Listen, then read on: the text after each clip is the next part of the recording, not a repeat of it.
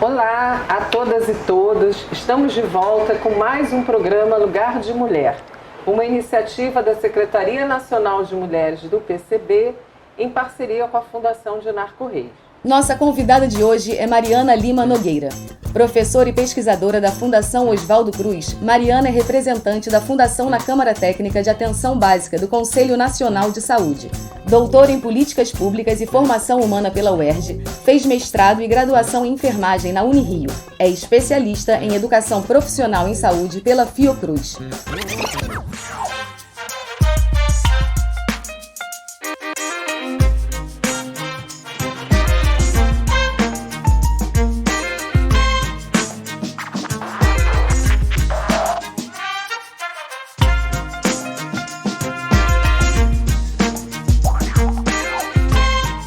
Lugar de Mulher.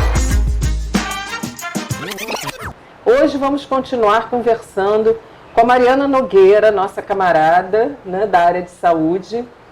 E Mariana, eu percebi que você está com uma camisa diferente. Tô, né? Uma camisa linda, de luta. Essa é a camisa do Bloco, Comuna que Pariu, o nosso bloco, organizado pelo Partido Comunista Brasileiro, bloco carnavalesco, revolucionário do proletariado. Eu faço parte da Maluca, que é a bateria do Comuna, e essa é a camisa desse ano, de 2020, né? Com o enredo do nosso samba.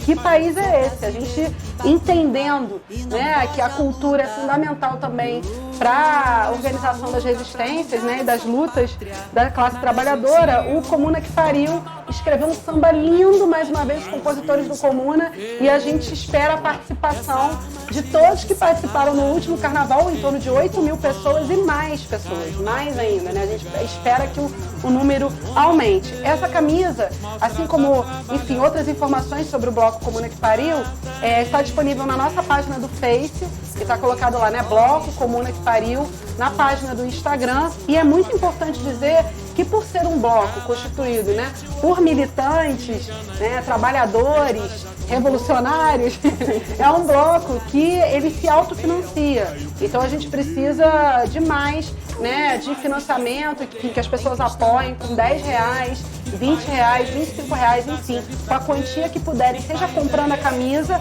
ou entrando lá no site do Comuna e no Instagram para contribuir com um valor, enfim, financeiro, para a gente conseguir seguir colocando o bloco na rua com estrutura, com segurança, com muita música boa, né, e o espírito revolucionário e para cima que a gente tem no Comuna que Pariu. E além de tocar na bateria, você toca o quê? Então, na bateria eu toco caixa, sim, mas eu estudei um pouquinho de percussão numa escola estadual de música no Rio de Janeiro, que também está sofrendo com, enfim, uma intensa subfinanciamento, né? Os professores, enfim, têm um salário baixíssimo, mas é uma escola maravilhosa, que é a Escola Vila Lobos. Eu comecei a estudar percussão lá. E aí eu arranho um pouco no pandeiro e fiz a oficina de repique do Salgueiro também, né? Da Escola de Samba Salgueiro. Então, vou dizer que eu toco caixa, que eu aprendi no Comuna, comecei a tocar repique e aprendi a tocar o pandeiro. E você falou aí da escola e você também é professora. Aham, sou professora. Você trabalha no curso técnico de agentes comunitários de saúde. E fala um pouco sobre esse trabalho seu, essa realidade desses agentes. Eu sou professora de uma escola pública federal, que na verdade fica dentro da Fundação Oswaldo Cruz. Então eu sou servidora pública federal. Lá na Escola Politécnica eu dou aula em diversos cursos, né? Na pós-graduação, onde eu tive inclusive convites para debater com a Prefeitura do Rio de Janeiro sobre a gravíssima situação que está acontecendo no Rio de Janeiro. Enfim, que a gente pode falar um pouquinho mais depois, mas que eu já falei no primeiro programa desse ano. E atuo coordenando e sendo professora do curso técnico de agente comunitário de saúde há quase 11 anos. O tempo do Comuna, né? Comuna que Pariu, o bloco fez 11 anos de aniversário, é mais ou menos esse tempo que eu trabalho lá na Fiocruz, à frente desse curso. As trabalhadoras agentes comunitárias de saúde, porque é uma categoria profissional majoritariamente composta por mulheres, são trabalhadoras que no Brasil inteiro somam em torno de 260 mil trabalhadoras, grande maioria de mulheres negras, chefes de família. São mulheres que não têm experiência sindical, mas que passam a ter a experiência da organização do trabalho, de organização enquanto classe, né, a partir desse trabalho.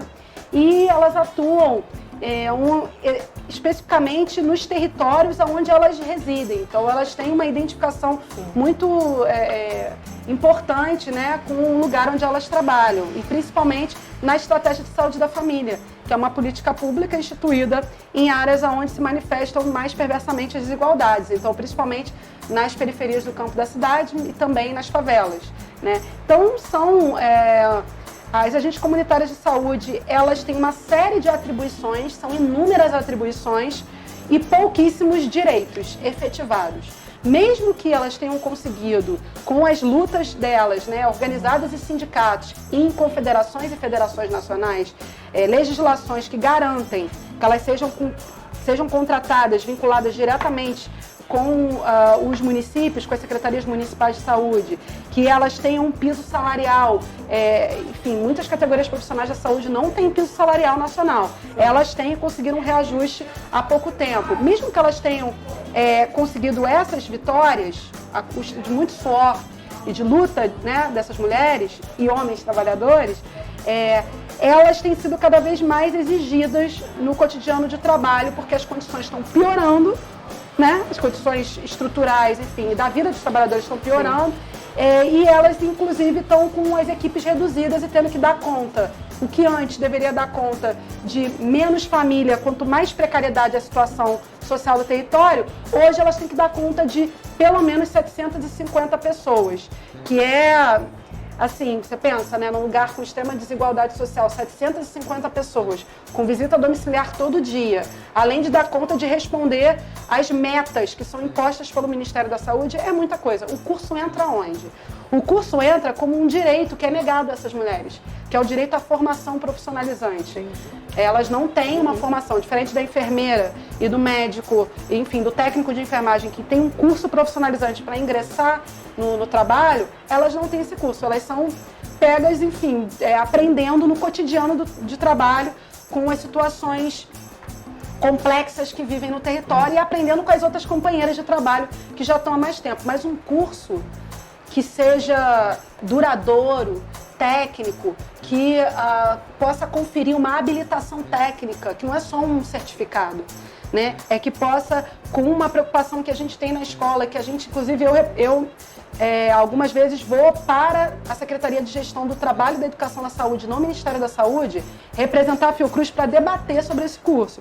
Então, um curso que a gente defende, né, enquanto Fiocruz, lá na Escola Politécnica, principalmente, um curso que faça essa integração dos conhecimentos gerais com os conhecimentos técnicos. Então, de história, elas têm aulas de história do Brasil, mas não só a história, não é a história dos colonizadores, né? Sim. Da história da resistência dos homens trabalhadores que foram escravizados, das mulheres que foram escravizadas. Elas têm aula de sociologia, elas têm oficina de leitura, né? Então, é um curso que alie os conhecimentos técnicos específicos da saúde com os conhecimentos da formação geral, que deveriam ser de acesso de toda a classe trabalhadora, mas que a gente sabe que é de acesso de poucos, né? Então, o curso é uma bandeira de luta de muitos sindicatos e é um prazer imenso. Eu aprendo muito com as agentes comunitárias de saúde. Queria mandar um beijo para as minhas alunas e para as agentes comunitárias de saúde que eu aprendo nas favelas, nesse Brasil aí que eu visitei 13 estados, né? Aprendi muito nas assembleias, nos eventos que a gente fez nos sindicatos, né? E a gente pôde trocar muito sobre a necessidade de organização dos trabalhadores para além das questões da categoria, mas enquanto classe.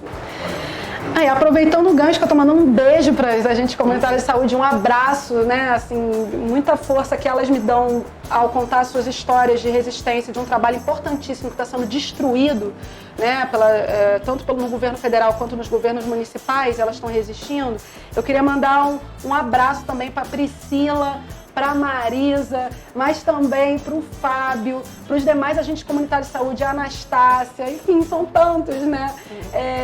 É muito importante o Jorginho, o Alex, todos os agentes comunitários de saúde que hoje estão construindo também o Comuna, que pariu, e o Bloco da Saúde que Luta, que é o bloco que a gente organizou na favela de Manguinhos, com usuários do SUS e trabalhadores, para denunciar o que está acontecendo do desmonte intencional dessa prefeitura, enfim, que aproveita a terceirização feita pela prefeitura anterior para desmontar o sistema. e que está ali, né, tocando, alegrando a favela, mas também militando e denunciando o que está acontecendo. Então, beijo. Nós estamos, né, nesse momento, enfrentando um avanço da direita muito grande. Né? Do governo Bolsonaro, aqui no Rio, né, com o Witzel, Crivella, e também a maioria da Câmara dos Vereadores, na Assembleia Legislativa, o Congresso, quer dizer, nós estamos cercados por todos os lados que essa extrema-direita, né, essa política que retira direitos dos trabalhadores, que ameaça a nossa débil democracia. E como é que isso tem um impacto na questão da saúde? Nossa, são muitos impactos. A gente conversou um pouquinho no primeiro programa de impactos que passam desde a própria saúde mental da classe trabalhadora. A gente vem observando um aumento do número de depressões, inclusive de suicídios, né, das trabalhadoras professoras, dos trabalhadores da saúde, se vendo nessas condições. Então tem um impacto desde essa dificuldade do acesso ao serviço, mas até mesmo da saúde mental, com uma intensificação da militarização da segurança pública, que não é a segurança, na verdade, dessa ideia, né, do combate ao crime, que na verdade é o combate à classe trabalhadora. A gente tem um aumento, inclusive, de sofrimento psíquico de quem mora nos territórios periféricos e nas favelas, produzido pelo aparato coercitivo do Estado, como, por exemplo, a Polícia Militar, né? E endossado nas falas dos representantes políticos dessas figuras, né, que representam esses interesses genocidas e elitistas, como o governador do Estado e o próprio presidente da República, que nunca escondeu que é a favor da tortura, que nunca escondeu que é contra a liberdade de expressão, né, e que nessa democracia cheia de limites, ele foi eleito presidente a partir do voto. Né? Por que a gente fala que é uma democracia cheia de limites? Porque a democracia burguesa, ela anuncia numa Constituição que, por exemplo, a saúde é direito de todos, que, por exemplo, ter um lugar para morar é direito de todos, mas, na verdade, distribui pouquíssimo a riqueza. Né? A gente tem, agora, com os últimos levantamentos do IBGE, enfim, de diversos institutos, mais de 36 milhões de brasileiros sem carteira assinada, sem direito trabalhista. Né? Um aumento do número também de pessoas em situação de rua. Então, numa sociedade de classes, do capitalismo, a sociedade, né, que a gente vive, o direito à moradia, o direito à terra, o direito à comida, o direito a um trabalho digno, ele é negado à classe trabalhadora.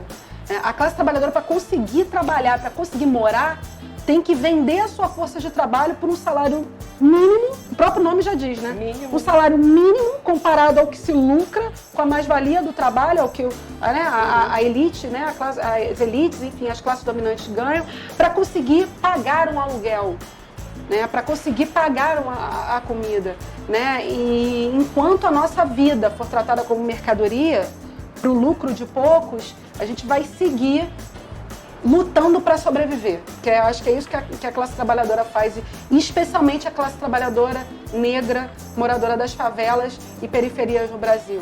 Né? Enfim, as mulheres trabalhadoras negras também sofrem ainda mais com essas opressões que essa democracia burguesa institui. É muito importante a gente falar, né, que o Estado ele tem um conteúdo de classe, né? E a forma da autocracia burguesa, que alguns autores trabalham, é importante, ela é a forma como esse Estado vai se organizando historicamente no Brasil.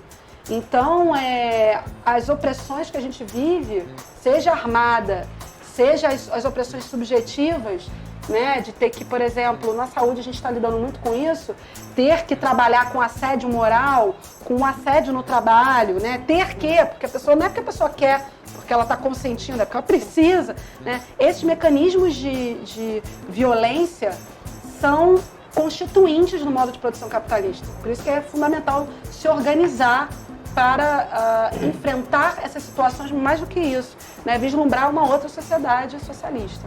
Mariana, você falou dessa nossa débil democracia, dessa democracia burguesa. O que nós estamos enfrentando é um agravamento disso tudo, né? Quer dizer, tem um congelamento dos gastos públicos para os próximos 20 anos, a reforma da Previdência, a reforma da da trabalhista, várias que precarizam mais ainda a condição de vida dos trabalhadores. E aí, no desmonte da saúde, o aumento da repressão, aí podemos dizer que estamos diante de uma política de extermínio da população pobre, negra e moradora das periferias, das favelas e dos bairros populares?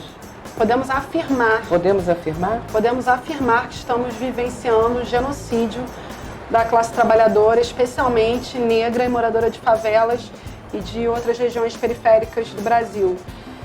Só a gente olhar os números, por exemplo, né? Quando você reduz equipamentos de serviços públicos de saúde e tem praticamente 80% da população brasileira que depende do Sistema Único de Saúde, você acelera o processo de adoecimento e morte. Quando você intensifica, por exemplo, a militarização da polícia, e a polícia, por exemplo, a carioca, né, mata mais ano passado do que em 21 anos, e com isso se alimenta a indústria bélica, você, a partir da morte da classe trabalhadora, gera lucro para a classe dominante. Então, esse é um sistema extremamente perverso que utiliza da expansão do capital em diferentes setores, e o próprio Marx já falava, né? Existem algumas contratendências que as classes dominantes no capitalismo aplicam, né? Operam quando existe uma queda tendencial da taxa de lucro, que é o que a gente vem vivenciando globalmente desde 2008, né? E com, enfim, efeitos nos países latino-americanos ainda mais intensos e perversos do que nos países imperialistas. O Marx colocava que existem 3 tipos de contratendências. 3 não, ele fala algumas contratendências.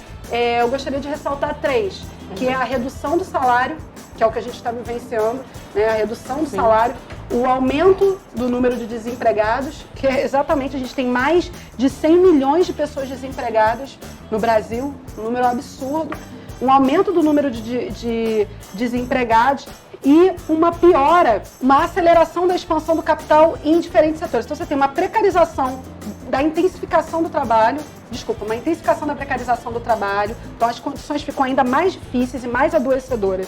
Você tem uma redução do salário e uma aceleração da expansão do capital em diferentes setores. Então o sucateamento da saúde pública é lucrativa para o capital.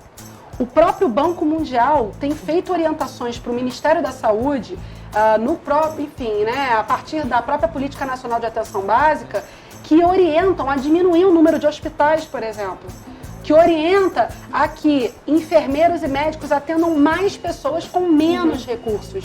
Então, são orientações imperialistas aplicadas nos países dependentes ou periféricos, como o Brasil. E esse tipo de orientação sucateia o serviço e produz um aumento de mortes. Tem um caso, por exemplo, vários casos, né? A gente sabe do número, muitas crianças sendo assassinadas, né, por confrontos produzidos pela Polícia Militar. A gente tem diversas favelas, né? A Jennifer, o Cauã, a Ágata, a Caitlin, o Cauê, em Manguinhos, Alemão, Chapadão. Isso só no Rio de Janeiro, né? Vila Nova Jerusalém, Vila Aliança, em Manguinhos, na frente da quadra. Da quadra de futebol, enfim, não é quadra, né? Do campo de futebol, na verdade, em que a gente faz um ensaio do Bloco Comuna que Pariu, que a gente ensaia no meio Comuna que Pariu não, do Bloco da Saúde que Luta, que também conta com camaradas do Comuna que Pariu que vão pra lá ajudar a gente no bloco. A gente ensaia ali no campo de futebol, tem uma placa com o nome de 10 jovens entre 5 e 18 anos que foram assassinados nesses conflitos, né? Produzidos pela Polícia Militar. Então, a gente teve uma situação agora, enfim, que me toca muito, que é da morte da Dona Maria da Glória, que era uma moradora de Manguinhos que cedia a sua casa para a gente fazer as nossas reuniões lá em Manguinhos do Bloco da Saúde que Luta. E a Dona Maria da Glória, uma companheira, então, que não militava como profissional de saúde, mas militava como moradora da favela, dando espaço para a gente organizar o bloco, foi tentar ser atendida numa unidade de saúde, com tonteira, sendo idosa, com edemas nas pernas. Disseram que para ela voltar num outro momento, quando o médico da equipe dela estivesse lá, sendo que tinha médicos de plantão, Sim. Então não passaram informação. Ela desmaiou na rua, foi socorrida por pessoas da própria favela, e depois de 2 semanas ela faleceu internada no Hospital Federal Gafreguili, né? E foi muito bem acolhida no hospital, diga-se de passagem, hospital universitário. Mas esse tipo de atendimento que não acolhe, que dispensa, que aligera um procedimento que deveria ser cuidadoso, com todo o tempo do mundo, que é uma anamnese, que é, né, de você avaliar o usuário, de você, no mínimo, encaminhar, ir lá procurar saber como ela estava, né? Esse tipo de procedimento cuidadoso a gente acaba não conseguindo muitas vezes fazer por conta das pressões que estão sendo feitas pela gestão municipal e também por conta desse sucateamento, né? Então as pessoas são sucateamento do serviço, né? Então, seja através da diminuição dos serviços públicos de saúde, que já vem acontecendo, a cobertura na cidade do Rio de Janeiro de serviços públicos de saúde já diminuiu, seja através da falta de condições de trabalho, né? Seja através da passagem do financiamento público para a militarização, que provoca adoecimento e morte, né, na classe trabalhadora. Outras ações que a gente vem vendo a classe dominante produzir, a gente produz o genocídio da classe trabalhadora e mais do que isso, a gente precisa afirmar que é lucrativo para o capital. Por isso que a gente tem que destruir esse sistema, superar ele. Por tudo que você falou, a gente lembra do Darcy Ribeiro quando ele dizia que a crise da educação no Brasil não era uma crise, era um projeto. Então a gente pode colocar isso para a saúde, que a crise, não existe uma crise da saúde, mas sim um projeto de desmonte da saúde pública? Existe uma crise articulada a partir de um projeto. A crise, quando a gente fala, na verdade, é de uma situação aguda, né, que intensifica certa precariedade. Então, existe um projeto produzido, né, articulado pelas classes dominantes de privatização do Sistema Único de Saúde, e um projeto que está na própria formulação do SUS e implantação do SUS na década de 90, como eu falei no primeiro programa, né? Então, por exemplo, a própria atenção primária à saúde, que onde é o nível de atenção onde existem os postos de saúde, a estratégia de saúde da família, ela é ampliada no Brasil a partir dessa estratégia que conta com um enfermeiro, um médico, um técnico de enfermagem e contava com 6 agentes comunitários de saúde. Então, essas equipes de saúde da família, elas foram responsáveis pela ampliação do acesso ao direito à saúde. Contudo, com parâmetros extremamente restritos e insuficientes instituídos pelo Banco Mundial. Então, é claro que iria acontecer, por exemplo, de doenças que foram erradicadas, como sarampo, retornarem. Porque se você tem uma equipe, a própria equipe de saúde da família, ela tem uma constituição, na sua origem, totalmente insuficiente, né? Ampliar a estratégia de saúde da família, por exemplo, sem ampliar a rede hospitalar, sem contratar pediatra, por exemplo, sem contratar, né, enfermeiras obstetras, sem incluir os cuidadores, por exemplo, da saúde mental, que estão numa luta agora pela regulamentação profissional, e o Bolsonaro vetou a regulamentação profissional dessas cuidadoras, né, que são mulheres, grande parte delas negras, que trabalham em residências terapêuticas e com histórico de trabalho doméstico. Então, mulheres, enfim, extremamente fortes, mas precarizadas, né?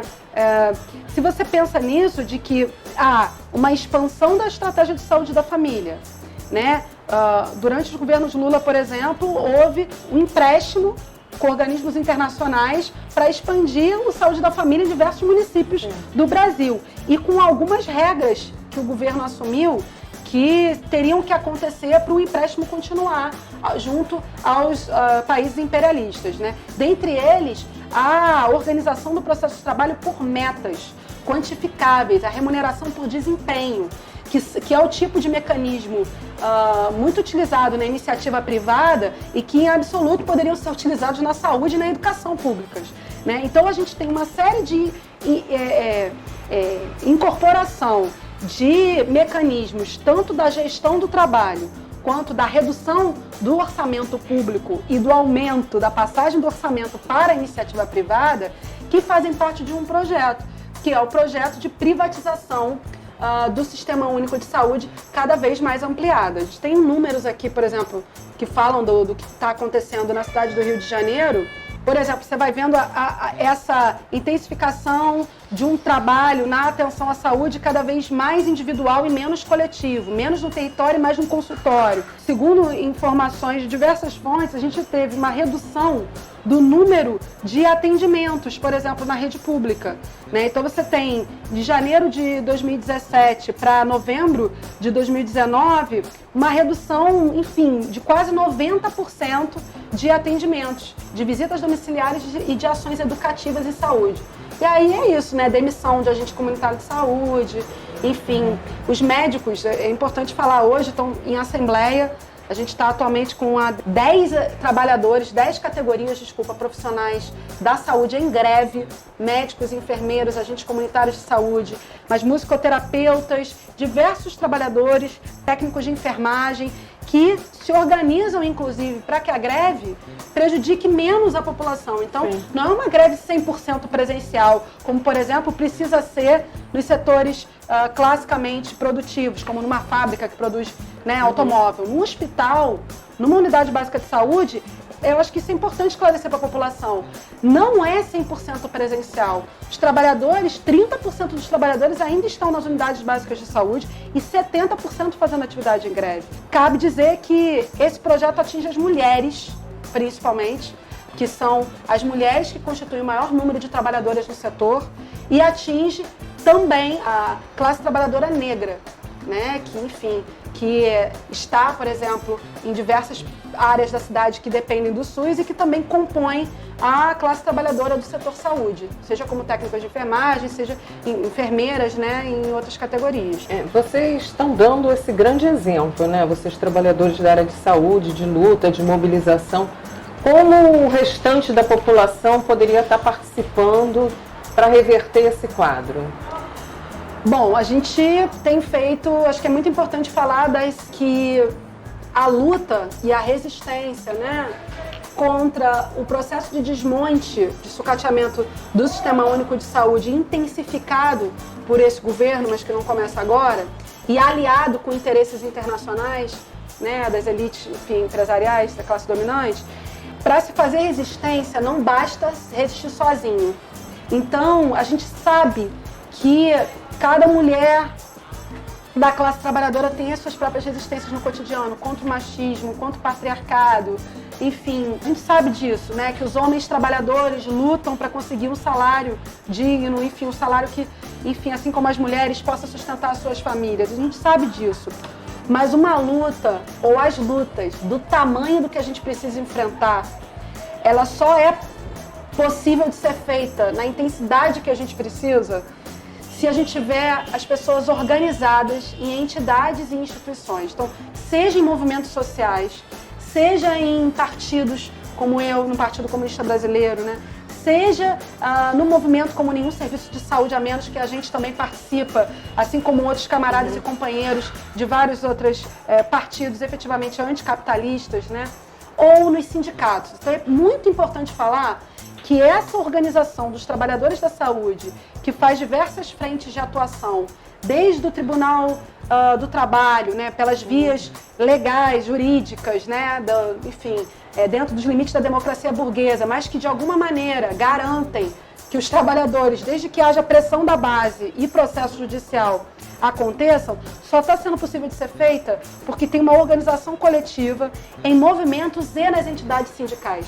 Então é muito importante falar isso, né? O sindicato dos médicos, o sindicato dos psicólogos, o sindicato dos enfermeiros, o sindicato dos farmacêuticos, o sindicato dos técnicos de enfermagem, os sindicatos de ramo, que precisam retomar a combatividade no campo da saúde, né? Que seria muito melhor que a gente tivesse todos organizados num sindicato de ramo.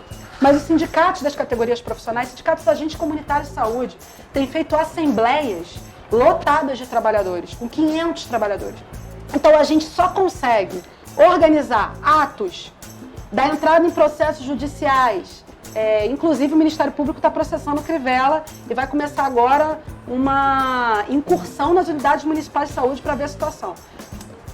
Fechando rua, manifestação, espalhadas pela cidade, coordenadas, a gente só consegue fazer isso porque a gente se organiza coletivamente.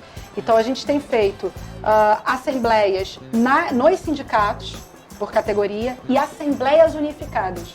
Isso é muito importante falar. Então, os diferentes sindicatos têm feito através do Nenhum Serviço de Saúde a Menos. E no Fórum de Saúde, a gente tem feito também um movimento bem importante, que são as plenárias unificadas da saúde. E que a gente não tem a participação só de sindicatos, mas de diversos movimentos, incluindo o movimento de usuários, que a gente precisa muito que os usuários dos serviços de saúde se aproximem dos trabalhadores que estão, né, organizando as lutas para reivindicar tanto o pagamento do salário dos trabalhadores, mas também melhores condições dos serviços e melhor tratamento também, né, melhor acompanhamento.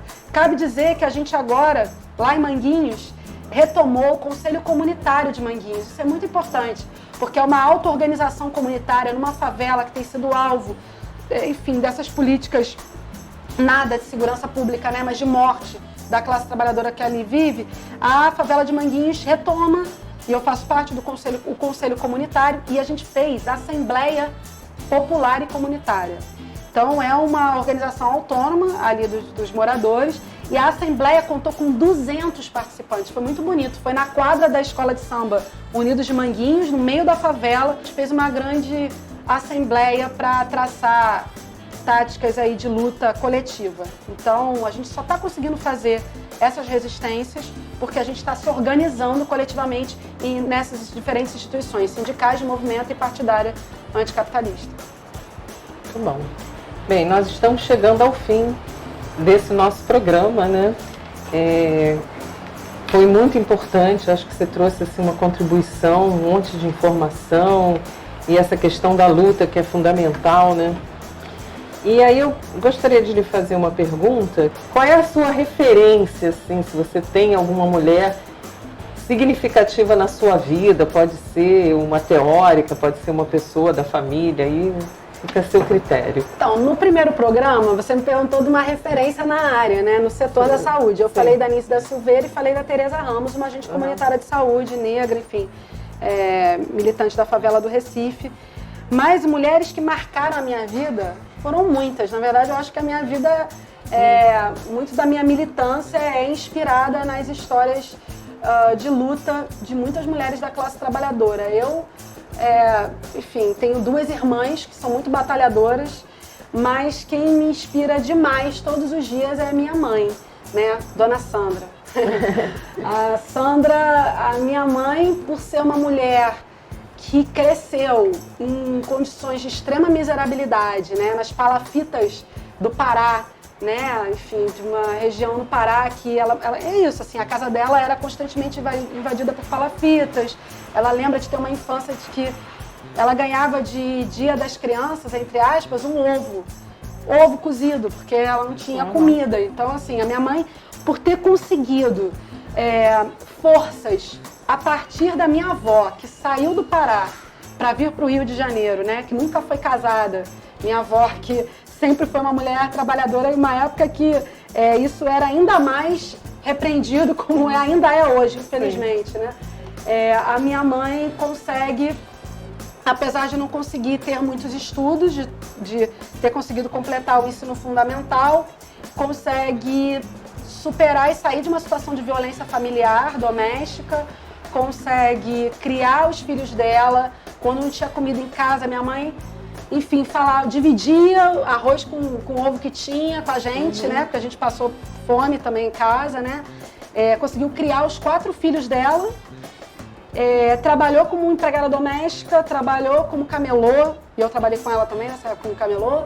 Trabalhou como ajudante de escola naqueles ônibus, sendo humilhada por algumas crianças de escolas particulares internacionais da elite aqui no Rio de Janeiro, mas sempre com um sorriso no rosto de acreditar que a gente faz a história, que o que a gente está vivendo, a gente não pode naturalizar as desigualdades, que a gente não pode naturalizar a miséria, que a gente precisa se indignar e reforçar laços de solidariedade entre nós, na nossa classe. Mesmo que a minha mãe não fale assim, porque ela não teve essa experiência, enfim, militante comunista de estudos, ela tem valores comunistas e socialistas de solidariedade, de força e de luta.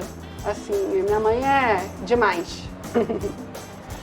Bem, nós estamos chegando ao fim do nosso programa, né? Quero agradecer a todas e todos que possibilitaram essa realização, a Secretaria Nacional de Mulheres do PCB, a Fundação de Narco Reis, a produção, a direção, a iluminação, som, todos aqui envolvidos, e esperamos em breve realizar novo programa e agradecer muito a participação da Mariana. Eu queria agradecer, dizer que a gente precisa, mais uma vez, né, lembrar da nossa história, que é uma história de luta, né, da classe trabalhadora brasileira, que a gente está tendo um sucateamento não é só dos serviços gerenciados por OS, né, os serviços municipais de saúde também estão sendo extremamente sucateados, com redução de compra de bolsa de colostomia, enfim, com falta de vacina. Então, assim, para a gente superar essa situação, vai precisar da força, mas também da organização e presença nos diferentes movimentos, entidades, né, que eu falei aqui, dos sindicatos e no partido também, né, de cada um que está assistindo.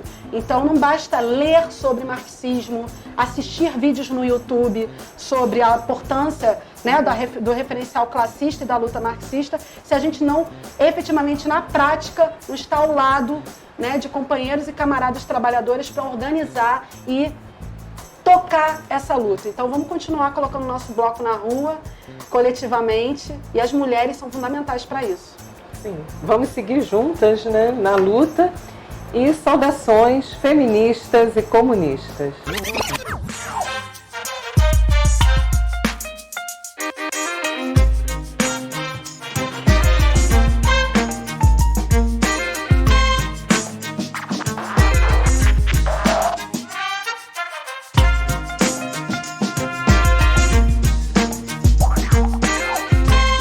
Lugar de Mulher.